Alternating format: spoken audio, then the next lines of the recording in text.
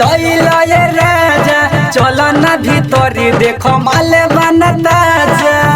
साचो में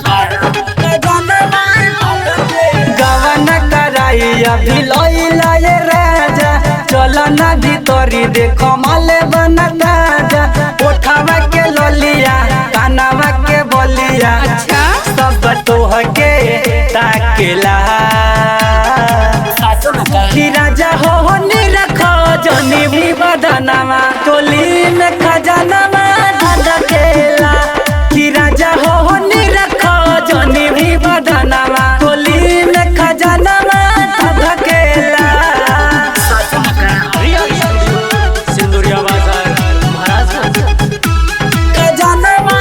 धकेला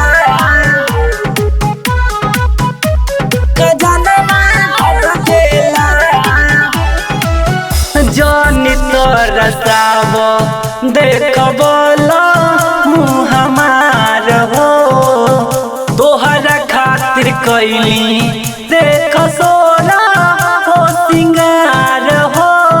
कहे खातिर हम के सतावत रउआ बानी देहिया में आके लगावत रउआ बानी चली के भितरिया लुटेली लहरिया मन तरसे कि राजा हो रखो जनी भी बदनामा टोली में खजानामा धकेला कि राजा हो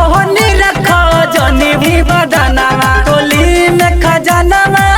धकेला साचो में खजानामा धकेला खजानामा धकेला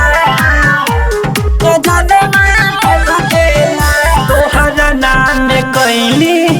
राजा अपने जवानी लागल बया के तनी डाल दिन पानी टूटेला बदन जनी अब तरसाई मनी सबे दर्द तनी गरबा लगाई संग में सुताई कमरिया दबाई चोली में तूफानामा उठेला कि राजा हो रखो जनी भी बदना